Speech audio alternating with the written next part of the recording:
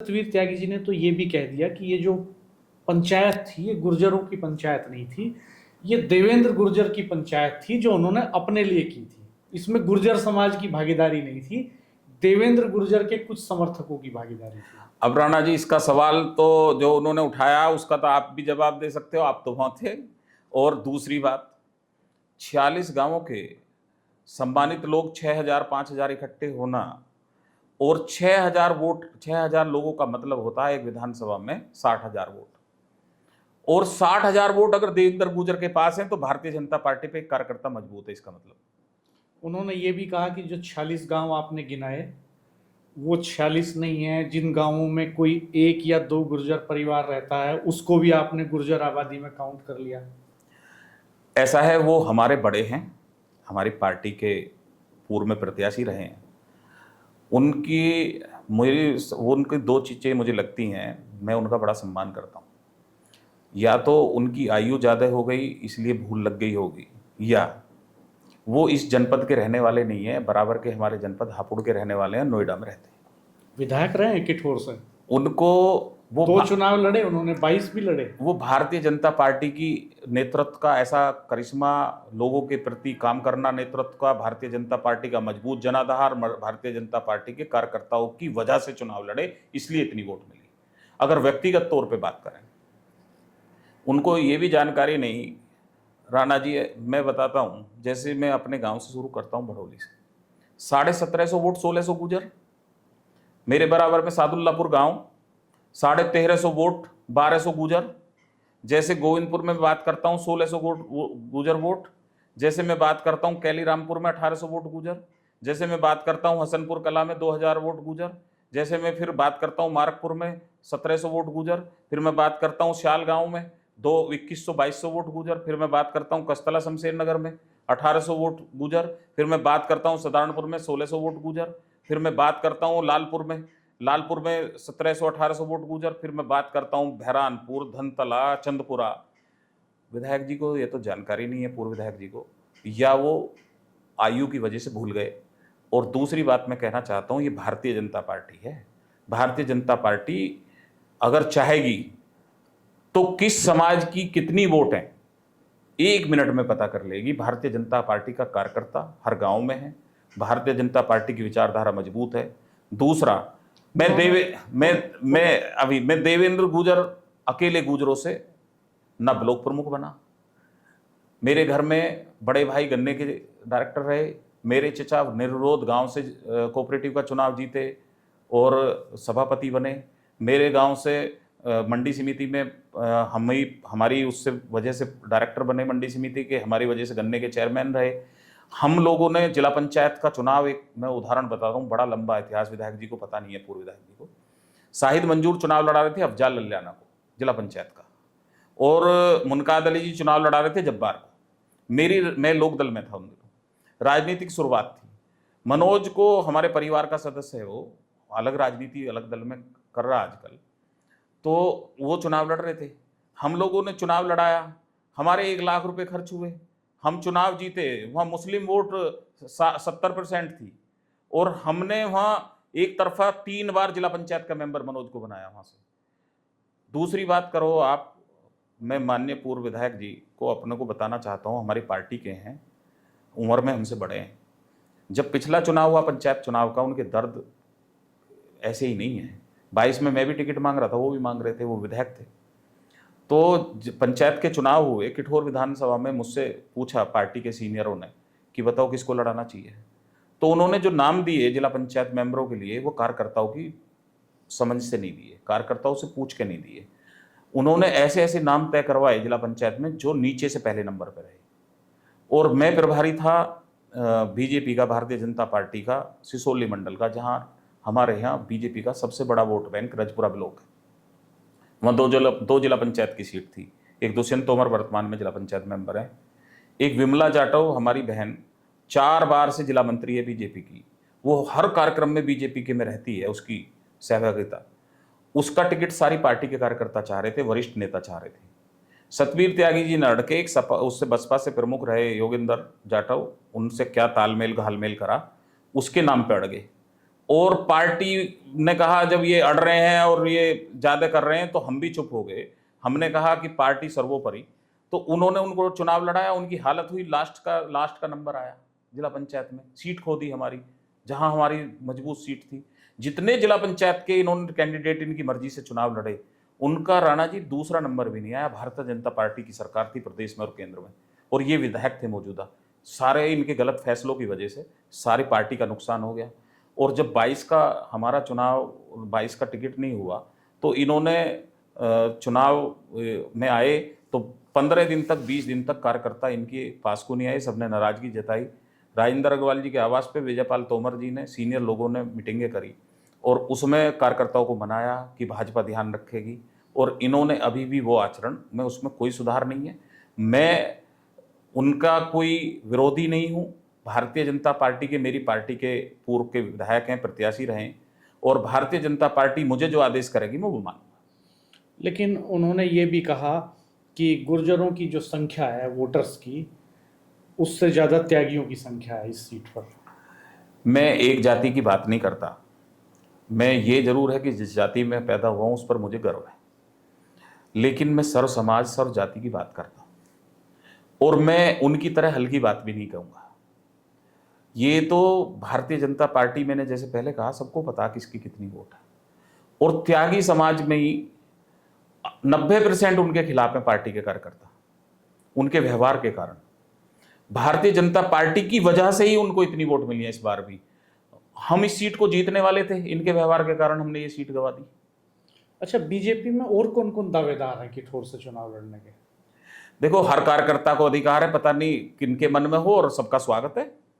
नहीं, कई बार कई बड़े लोगों का नाम आता है। कई बार चर्चा होती है कि अश्विनी त्यागी जी जो वेस्ट यूपी के अध्यक्ष रहे हैं, एमएलसी हैं, उनका कार्यकाल भी पूरा होने को है, तो वो भी दावेदारी ठोक सकते हैं। अनुमान लगाए जाते हैं सियासी हलकों में इस तरह के। हमारे पास कोई पुख्ता फीडबैक नहीं है, तो हम तो उसी आधार पर सवाल कर रहे हैं। दूसरा, कई बार ये भी चर्चा होती है कि जो इस समय मंत्री हैं प्रदेश सरकार में, किठौर दक्षिण से जो है वो विधायक हैं, सोमेन तोमर 2 बार के विधायक हैं, वो हो सकता है कि वो भी किठौर चले जाएं। लोग इस तरह की चर्चा करते हैं। जब आम तौर पर हम बैठते हैं कहीं राजनीतिक लोगों के बीच में, आम लोगों के बीच में, तो ऐसी चर्चाएं सुनने में आती हैं। सच क्या है? हर व्यक्ति को, मैंने अभी कहा, वो तो पार्टी के विधायक हैं, पार्टी का लोगों को, उनको टिकट मांगने का पूरा अधिकार है, और भारतीय जनता पार्टी के हर कार्यकर्ता को अधिकार है। मैं इसमें बुराई नहीं मानता। मेरा एक, भारतीय जनता पार्टी जो निर्णय लेगी वो मुझे मंजूर होगा, लेकिन भारतीय जनता पार्टी सब चीज़ें देखती है। और मेरा ऐसा मानना, किसी भी जनप्रतिनिधि के लिए, अगर आपको मौका मिला, मान लिया मुझे किठौर मौका मिले और मैं विधायक बन जाऊं, तो मेरा आचरण, मेरा व्यवहार और मेरा काम करने का लोगों के प्रति तरीका और सर्व समाज को साथ लेकर चलने की क्षमता, अपने कार्यकर्ताओं को सम्मान देने की क्षमता और भारतीय जनता पार्टी के हित में काम करने की क्षमता, वो उसका पता चलेगा। और अगर मैं सब उन चीजों पे, उम्मीदों पे खरा उतरूंगा, तो मुझे अपनी सीट बदलने की जरूरत नहीं है। तो मुझे ऐसा लगता है कि सबको मांगने का अधिकार है, भारतीय जनता पार्टी का जो फैसला होगा मान्य होगा। बीएसपी से कौन कौन दावेदार हैं वहाँ? अभी तो लंबा समय है, और मुझे अभी लगता नहीं है कि कोई दावेदार मेरी नज़र में नहीं। समाजवादी पार्टी में वहाँ योगेश वर्मा जो हस्तिनापुर के पूर्व विधायक हैं, उन्होंने भी एक दलित सम्मेलन किया हाल में। वो भी हमारे साथ एक पॉडकास्ट में थे। उन्होंने कहा कि 17,000 वोटों से हम लोकसभा का 2022 का चुनाव जीत के आए वहाँ से। उनकी पत्नी सुनीता वर्मा उस समय कैंडिडेट थी समाजवादी पार्टी की लोकसभा के लिए।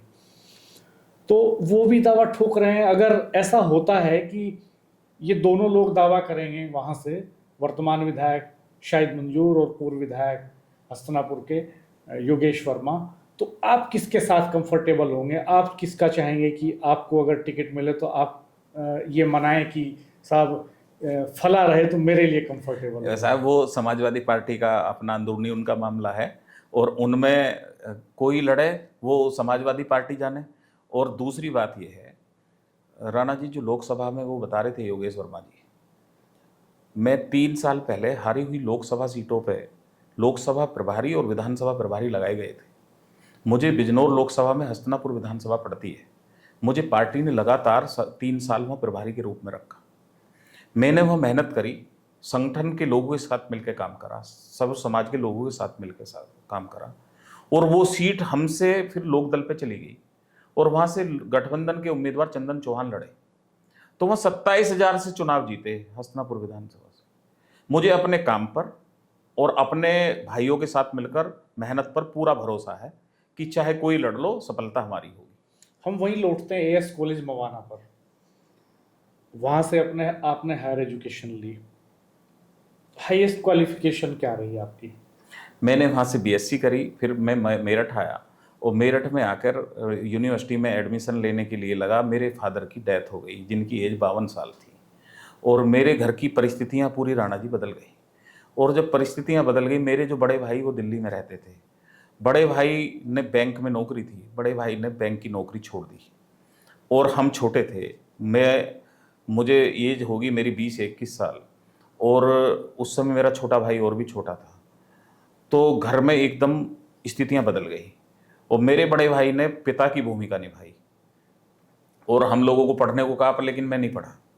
मैंने उसी समय 2001 में व्यापार शुरू करा मेरठ में, और यूनिवर्सिटी के सामने अमरपाल जी के पेट्रोल पंप के बराबर में ऑफिस खोला, और वहाँ कंस्ट्रक्शन का काम हमने शुरू करा, और मेरा बड़े भाई के साथ मिलके, और अभी भी हम संयुक्त परिवार में रहते हैं, हम 3 भाई।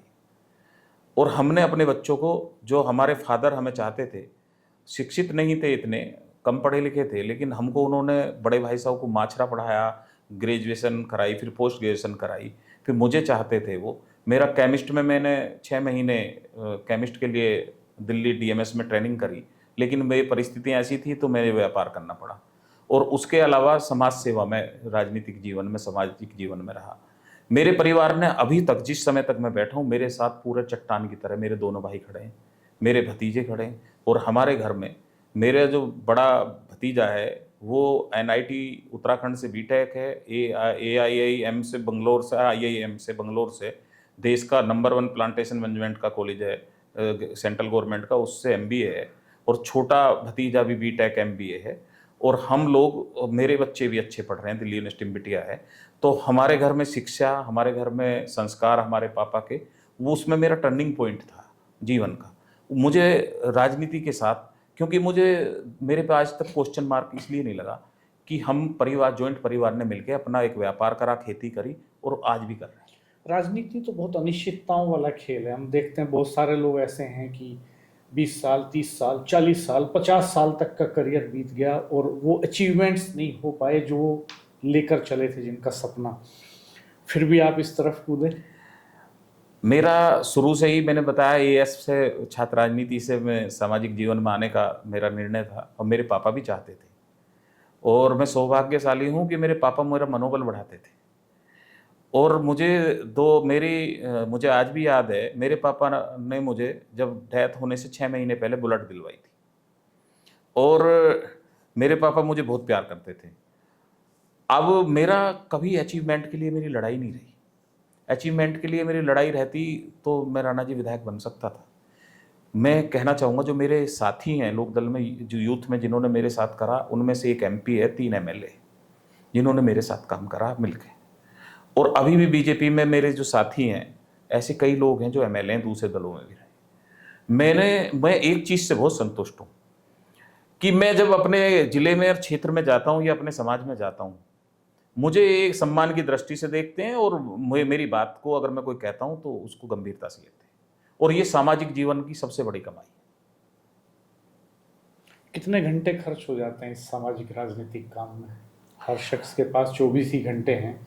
मेरी दिनचर्या मैं आपको बता देता हूँ। मैं सुबह उठता हूँ और 1-1.5 घंटे एक्सरसाइज करता हूँ, योगा करता हूँ। उसके बाद जो घर पे लोग आ जाते हैं क्षेत्र के, उनके साथ मुझे जरूरत नहीं पड़ती, बड़े भाई साहब उनको चाय पानी की सब उनसे मिल लेते हैं। मैं आता हूँ, जो उनके काम होते हैं वो काम करता हूँ। उसके बाद मैं 10 बजे निकलता हूँ, और मैं 1 बजे तक 3 घंटे अपने घर के कामों को और व्यापार के कामों में हाथ बटाता हूँ भाइयों के साथ। और 1 बजे के बाद ऑफिस पे आता हूँ, या जहाँ मुझे जाना वहाँ जाता हूँ, और लोगों की समस्याओं को लेकर जिस स्तर पे है उस पर हल कराने की कोशिश करता हूँ, और पार्टी जो काम बताती है उसे करता हूँ। खाने में सबसे पसंदीदा चीज़ क्या है आपकी? मुझे सबसे पसंदीदा चीज़ साग मक्का की रोटी और उसके साथ रायता हो। फिल्में देखते हैं आप? मैं कम देखता हूँ। आखिरी बार कौन सी फिल्म देखी थी? अभी एक फिल्म आई थी, आपने देखा होगा, देशभक्ति की फिल्म थी, यहीं मेरठ, कुछ ही दिन पहले। वो फिल्म मैंने पार्टी के सभी साथियों के साथ देखी थी। शेर व शायरी का शौक रखते हैं? नहीं। कविताएं? पढ़ लेता हूँ, शौक गीत नहीं। संगीत? नहीं, बुक पढ़ता हूँ।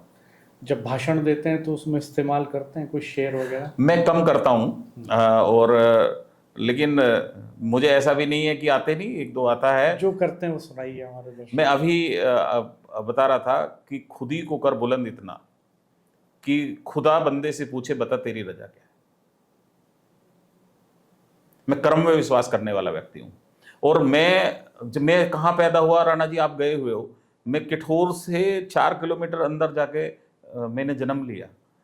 और राणा जी आप मेरे गांव आना, हालांकि अभी कुछ चीज़ें जो मुझे पसंद नहीं है और मुझे दुख पहुंचा, कुछ चीज़ें गांव में अभी घटना, एक बच्चा जवान घटित हुई, उससे पहले की मैं आपको अपना यात्रा बताता हूँ। मैं जब गांव में राजनीति में आया, मेरे गांव में 1 इंच इंटरलॉकिंग सीसी रोड नहीं थी। आप देखो, देश की आज़ादी के बाद ऐसा गांव जिसमें 1 इंच इंटरलॉकिंग और सीसी रोड ना हो। किस सन की बात कर रहे हैं? ये मैं बात कर रहा हूँ 2002 से पहले की। 1 इंच इंटरलॉकिंग सीसी रोड ना हो। और अब आप जाओगे तो पूरे गांव में आपको मेन रास्ते सारे इंटरलॉकिंग सीसी मिलेंगे, गलियां इंटरलॉकिंग सीसी मिलेंगी, सौर ऊर्जा की लाइट मिलेंगी, और वे जो विद्युत लाइटें पोल पे वो लगी मिलेंगी, व्यवस्थित रास्ते मिलेंगे, चारों तरफ से उनके लिए कनेक्टेड रास्ते मिलेंगे। और किठौर से अलग रास्ता हमने दिया प्रमुख के टाइम पे, पूरा किठौर से लेके सादुल्लापुर भड़ोली तक। एक रास्ता हमने प्रधानमंत्री सड़क योजना से महलवाले से दिया पूरा। अब विदेश यात्राएं की हैं आपने? नहीं, मैंने नहीं की। अब देश में कहाँ कहाँ घूमते हैं? देश में मैं 12 ज्योतिर्लिंग में से 8 ज्योतिर्लिंग पे गया। केदारनाथ जी गया, मैं पशुपतिनाथ जी गया, मैं सोमनाथ जी गया, मैं बाबा विश्वनाथ जी गया। अब डायरी लिखते हैं? हाँ, मैं लिखता हूँ। मैं लेकिन पर्सनल चीज़ें लिखता क्या हूँ। दर्ज करते हैं? नहीं, मैं अपनी दिनचर्या और घटनाक्रम लिखता हूँ। कितने साल से लिख रहे हैं? मैं 10 साल से लिख रहा हूँ, जब से भाजपा में। इससे कुछ मदद मिलती है? हाँ, कभी कभी जब कुछ चीज़ें ऐसी होती हैं तो मैं देख लेता हूँ कि उस समय क्या हुआ था, क्या था, अपने आप का आकलन करता हूँ। जिंदगी में सबसे बड़ी बाधा क्या लगती है कि काश ऐसा हो जाए तो जिंदगी बदल जाए? मुझे कोई ज़िंदगी में बाधा नहीं लगती। मुझे भगवान पे पूरा भरोसा है। और मैं पढ़ते टाइम से मवाना से सिद्धपीठ हैं अपने कोटद्वार में, और मैं वहाँ जाता हूँ सिद्धवली, और मुझे बड़ी ताकत मिलती है। और सबसे बड़ी बात क्या है कि आप कोई कैबिनेट मिनिस्टर हो और कोई बड़ा एमपी हो, और एक शादी समारोह में जाए और एक सामाजिक जगह जहाँ संयुक्त रूप से इकट्ठे हों वहाँ जाए, तो मुझे वहाँ अपने को सम्मान देने वाले, अपने से प्यार करने वाले उनसे कम नहीं लगते। हमारा जो फ्रीडम मूवमेंट है उसका कौन नेता आपको प्रभावित करता है? देश की आज़ादी के लिए जिन्होंने लड़ाई लड़ी, हाँ। मैं सबसे ज़्यादा प्रभावित जो हूँ सुभाष चंद्र बोस और भगत सिंह जी से। और आज़ादी के बाद से अब तक? इसमें मैं इसका कोई जवाब देने में असमर्थ हूँ। बताना नहीं चाहते हैं? नहीं, मैं असमर्थ हूँ। अच्छा, मैं इस चीज़ से बहुत प्रभावित होता हूँ कि जो किसान, गरीब और मजदूरों के बच्चे निकलकर अपनी यात्राएं कर रहे हों किसी भी रूप में, चाहे राजनीतिक जीवन में, चाहे व्यापारिक जीवन में, चाहे सामाजिक जीवन में। महंगाई है? महंगाई भी बढ़ी है, और जो लोग काम करना चाहते हैं उनके आय के स्रोत भी बढ़े। बेरोजगारी है? बेरोजगारी देखो, 2 तरह की चीजें हैं राणा जी। अब क्या है कि पहले हमारे सब लोगों को ये होता था कि गांव में जिसके शादी करेंगे कि जिसकी सरकारी नौकरी। अब जो क्वालिफाइड बच्चा होगा उसके सीआर में पैकेज है, उसके लाख्स में पैकेज है। उसके अलावा एक कैटेगरी होगी सीआर वाली, एक होगी लाख्स वाली। एक होगी वो कि जो आईटीआई करने के बाद और पॉलिटेक्निक करने के बाद, बीटेक करने के बाद ये सोचता है यार 20-25 हज़ार 15 हज़ार मिल जाए, जीवन चलता है, वो प्रयास ही नहीं करना चाहता। तीसरी कैटेगरी वो होगी जो ये चाहती है बस मेरी तो नौकरी लग जाए, चाहे 10। हमारे पास आते हैं, हमारे यहाँ इंडस्ट्री नहीं है, मुझे सबसे ज़्यादा दुख होता मेरठ में इंडस्ट्री होनी चाहिए, जैसी नोएडा में है, गुड़गांव में है, वहाँ है, और बच्चों को रोजगार नहीं मिलता। किसान परिवारों से निकलकर, मजदूरों से निकल, शहर में भी मैं देखता हूँ जो लोग शहर में रह रहे हैं, उनके जीवन यापन का तरीका जो सुधार होना चाहिए था वो नहीं हुआ। लेकिन मैं सरकार का धन्यवाद करता हूँ, अपनी का, प्रदेश का और केंद्र का। हमारे यहाँ खरखोदा से कनेक्टेड और पूरी कोल रोड और किठौर रोड दोनों के बीच में जो उसका इंडस्ट्रियल जोन बनाया, और उससे हमें बहुत लाभ मिलेगा। क्या अमीरी गरीबी बढ़ रही है समाज में? अमीरी गरीबी दोनों ही चीज़ें हैं। आप ऐसा भी नहीं कह सकते कि जो गरीबी है, गरीब था वो बाहर निकल के नहीं आया। जिसने संघर्ष करा, जिसने मेहनत करी, ईमानदारी से काम करा और आगे बढ़ने का प्रयास करा, बढ़े। किसानों को खाद मिल रहा है समय पर? मैं बताता हूँ, कुछ 2-3 चीज़ें किसानों के लिए हुई हैं। अभी क्या हुआ था, खाद की समस्या क्यों आई और उसके लिए सरकार ने क्या काम करे। कुछ इंडस्ट्री वालों ने, और जिनमें शायद आपको तो पता होगा क्योंकि आप बहुत पढ़े लिखे हैं यूनिवर्सिटी से और आप बड़े पत्रकार हैं, उन्होंने यूरिया का यूज होने लगा था, डीएपी का, एनपीके का यूज होने लगा था इंडस्ट्रियों में। नीम कोटेड यूरिया लाई सरकार, जिससे वो उसका यूज उसमें रुक जाए। फिर बात आई डीएपी की और एनपीके की। उसका जब मिसयूज हो रहा था तो अभी सरकार ने क्या करा कि हर किसान को खाद मिले, उसका मिसयूज ना हो, उसका एक तरीके से जो कहते हैं कि लोग ब्लैकमेलिंग कर कर और उसको बेचते थे औने पौने दामों में खरीद के, और उससे मोटा मुनाफा कमाते थे मुनाफाखोर। उसके लिए सरकार ने किसान की फर्द, किसान का आधार कार्ड, और जितनी ज़मीन को ज़रूरत है एनपीके की और डीएपी की, वो सबको मिल रही है। और बीच में समस्या आई थी, उसका सरकार ने सुधार कर दिया। गन्ने का भाव ठीक है? गन्ने का भाव, मैं किसान का बेटा हूँ, गन्ने का भाव बढ़ना चाहिए निश्चित रूप से। कितना हो जाए तो किसान को राहत मिले? देखो, मेरा तो ऐसा मानना कम से कम 500 रुपये हो। और गन्ना भुगतान की क्या स्थिति है? देखो, गन्ना भुगतान में तो अभूतपूर्व सुधार हुए हैं।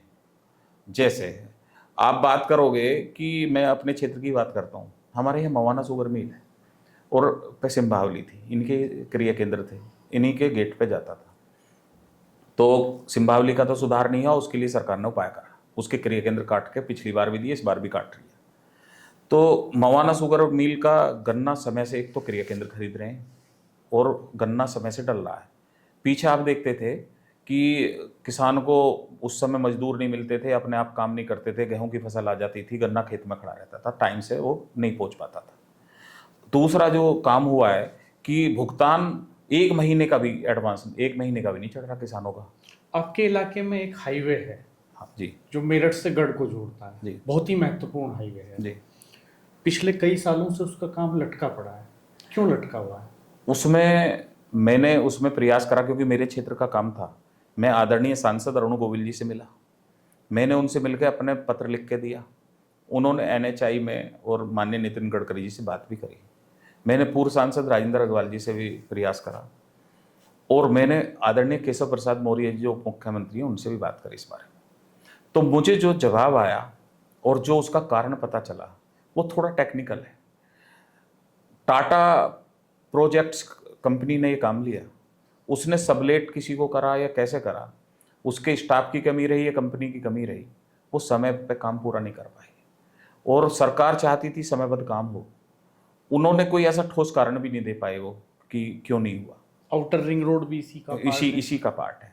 और उस टेंडर दूसरी कंपनी को करा तो टाटा कंपनी कोर्ट चली गई। कोर्ट में सरकार उसको पूरी मजबूती से लड़ रही है, बहुत जल्दी उसका समाधान हो जाएगा जो मुझे बताया गया।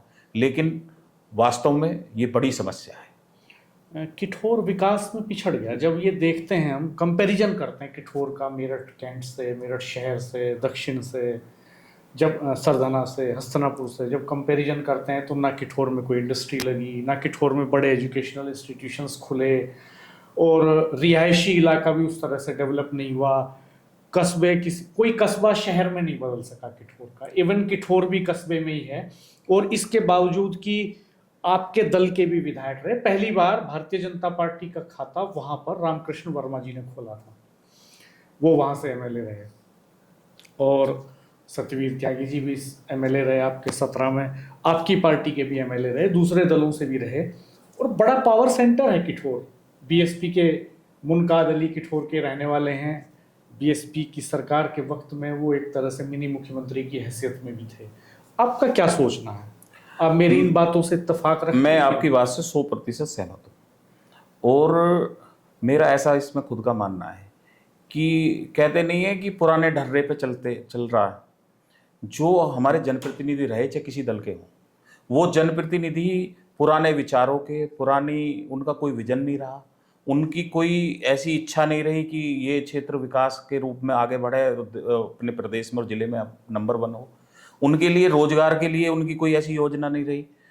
राणा जी, अगर किसी जनप्रतिनिधि की और किसी सामाजिक जीवन में जीने वाले व्यक्ति का कोई विजन नहीं होगा अपने क्षेत्र के लिए, और वो उसको विजन बनाकर उसको उसमें बांट के अलग अलग पार्ट में उसके लिए सोचेगा नहीं, और बड़े अपने नेतृत्व से उसके लिए पैसे नहीं लाएगा, अधिकारियों के साथ बैठ के नहीं कराएगा, तो वो काम नहीं हो सकता। और आपके पास क्या विजन डॉक्यूमेंट है? मेरे पास अपने क्षेत्र के लिए जो मैं सोचता हूँ, हमारे क्षेत्र में 2-3 समस्याएं प्रमुख हैं जो अभी आपने कहा। एक तो जो किठौर और सांजापुर और खरकोदा 3 कस्बे हैं हमारे विधानसभा, उनको व्यवस्थित तरीके से उन कस्बों में आवासों के लिए जो सुविधाएं चाहिए वो मिले, रोड मिले, सीवर लाइन मिले, और उनका रहने का स्तर इससे सुधरेगा। पानी की निकासी का समुचित उपचार हो। दूसरा, स्वास्थ्य के लिए, जैसे अभी हमने आदरणीय उप मुख्यमंत्री ब्रजेश काली नदी की हालत बहुत खराब है, छोइया नाले की हालत बहुत खराब है। बीच में कहा जाता है कि नंगलामल जो शुगर मिल है उसके आसपास के तमाम लोग ये शिकायतें लेके आते हैं, अखबारों में रिपोर्ट्स भी बीच बीच में आती हैं कि वो उससे जो छाई निकलती है वो सांस लेने में दिक्कत पैदा करती है। ऐसे तमाम इश्यूज हैं आपकी बेल्ट। मैं एक एक करके आता हूँ। जैसे स्वास्थ्य के लिए हमारे यहाँ किठौर अभी बड़ा सेंटर खुला था, 50 बेड का हॉस्पिटल गवर्नमेंट से बना। उसमें अभी हमने बात करके ब्रजेश पाठक जी हमारे उप मुख्यमंत्री जी से, उन्होंने एक्सरे मशीन लगाई, अभी मैं लगा हुआ हूँ उसमें और सुविधाएं कराने में। खरखोदा में है, खरखोदा के लिए लगा हुआ हूँ। भावनपुर है किला रोड पे, उसके लिए लगे हुए हैं। जो हमारी CSCs हैं उनमें सुविधाएं ऐसी मिल जाए कि गांव का व्यक्ति जो उसे नज़दीक उपचार मिल जाए।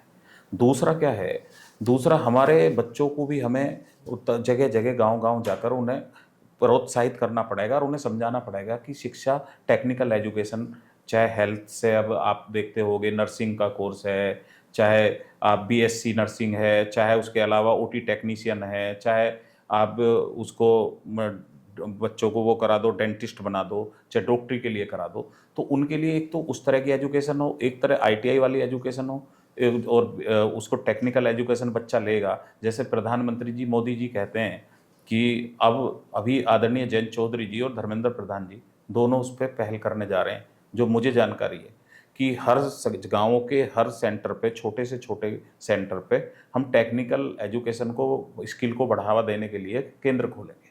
तो वो उसके लिए वहाँ का जो लोकल जनप्रतिनिधि है उसको जागरूक होना पड़ेगा, उसको लगना पड़ेगा। दूसरा, जो काली नदी का आपने बताया, बहुत ही महत्वपूर्ण सवाल है।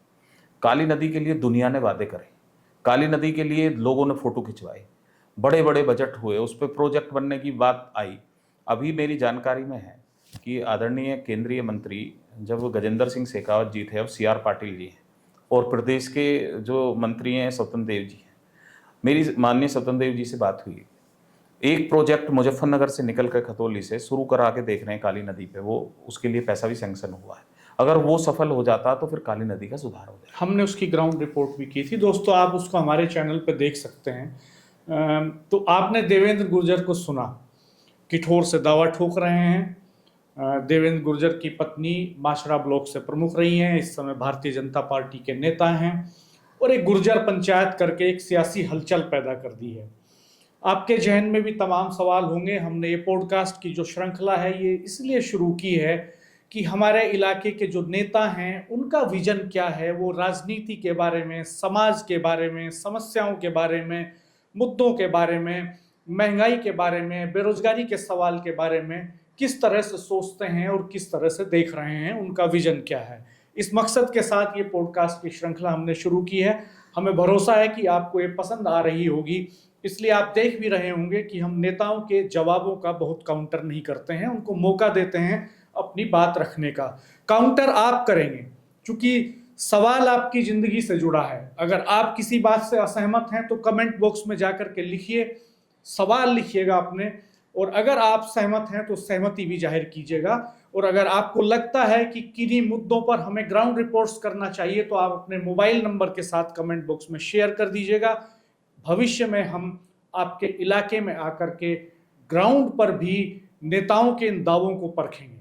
हमारे चैनल पर बने रहिएगा, सब्सक्राइब कीजिएगा, बेल आइकन प्रेस कर दीजिएगा, नोटिफिकेशंस ऑन कर दीजिएगा। आपका बहुत बहुत शुक्रिया। मैं सभी अपने जनपद के, अपनी विधानसभा के, प्रदेश के सभी अपने साथियों से कहना चाहता हूं कि ये जो चैनल डॉक्टर रविंदर राणा और सेव इंडिया न्यूज दोनों को लाइक करें, फॉलो करें, सब्सक्राइब करें।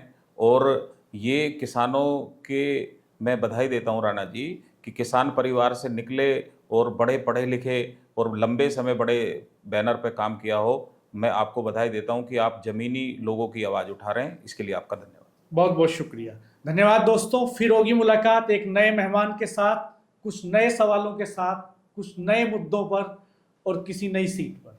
नमस्कार।